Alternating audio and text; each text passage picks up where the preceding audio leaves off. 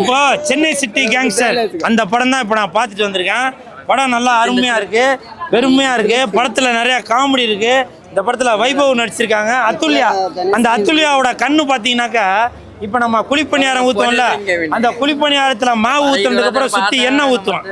அந்த எண்ணெய் ஊற்றும் போது எப்படி அந்த பணியாரம் மட்டும் மேலே தெரியல, அந்த மாதிரி அத்துல்யாவோட கண்ணு தெரியுது. படத்தை பார்க்குறதா இல்லை அத்துல்யாவை பார்க்குறதா தெரியல, அந்த அளவுக்கு நல்லா சிறப்பாக இருக்குது. இந்த ஹோல் டீமுக்கும் மனமார்ந்த வாழ்த்துக்கள்.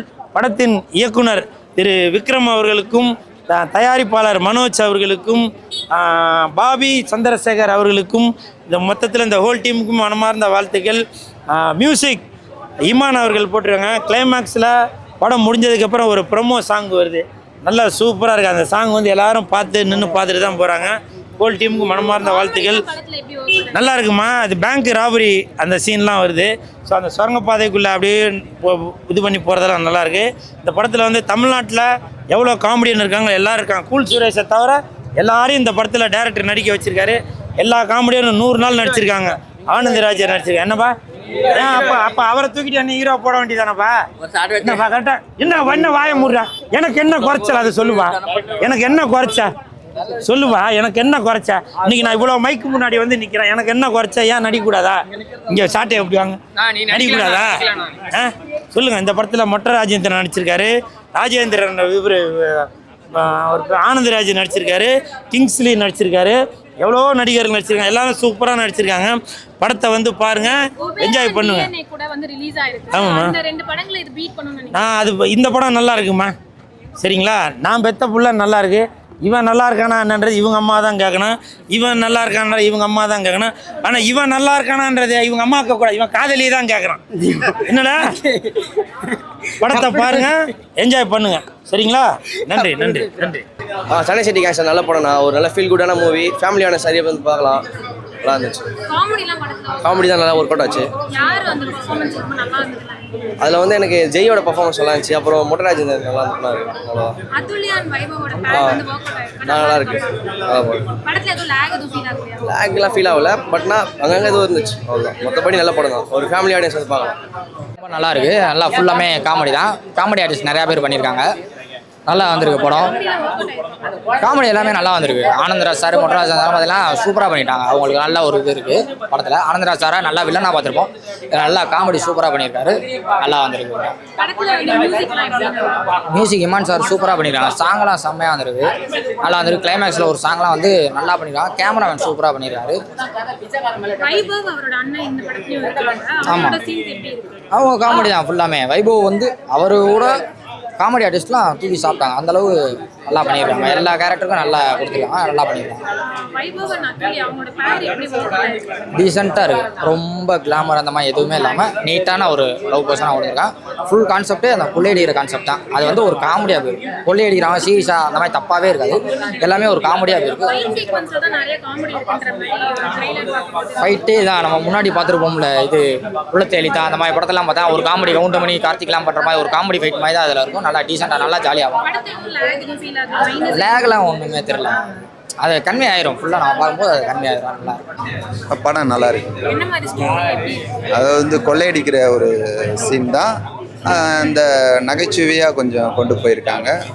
ஆனந்தராஜ், மொட்டை ராஜேந்திரன் இவங்களுடைய ரோல் வந்து அவங்க எப்படி ஒரு ஃபேமிலியாக ஒரு 2 ஃபேமிலி சேர்ந்து அவங்களுக்கு நடக்கிற ஒரு பிரச்சனையில் வந்து வேறு வழி இல்லாமல் அந்த பணத்தை வந்து அவங்க வந்து திருப்பி கொடுக்குற ஒரு சீனுக்காக வந்து அவங்களே சில விஷயங்களை மாற்றிக்கிற மாதிரி ஒரு சீனாக இருக்குது. பரவாயில்ல, படம் நல்லா இருக்கு. காமெடி வந்து பெருசாக ஒரே டைமாக சொல்ல முடியாது. ஆவரேஜாக கொண்டு போயிருக்காங்க.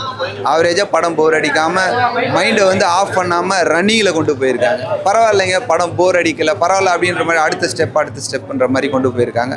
அதனால் படம் வந்து ஆவரேஜாக இருக்குது, நல்லா இருக்குது. பரவாயில்ல, போர் அடிக்காமல் ஒரு ஃபேமிலியோடு பார்க்கலாம்.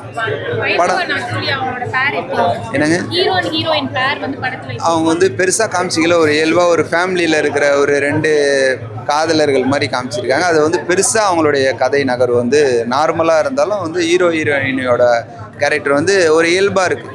சென்னை சிட்டி கேங்ஸ்டர்ஸ் படத்தை இன்றைக்கி ரோஹிணி தியேட்டரில் ஃபர்ஸ்ட் ஷோ முடிஞ்சிருக்கு. அதை வந்து பார்க்குறதுக்கு கூட்டமாக எல்லோரும் வந்து ரசிக்கிறத நான் வந்து பார்த்தேன். ரொம்ப நன்றி. நல்ல ஒரு ஜனரஞ்சகமான ஒரு படமாக இந்த படம் வந்து அமைஞ்சிருக்கு. பேரண்ட்ஸ் அவங்களுடைய சில்ட்ரனை கூட்டிகிட்டு வரலாம், ஃபேமிலியாக எல்லோரும் வந்து என்ஜாய் பண்ணலாம். ரெஸ்பான்ஸ் பார்க்கும்போது ரொம்ப சந்தோஷமாக இருக்குது. இது வந்து போக போக எல்லா ஷோஸும் வந்து ஃபில் ஆகணும்.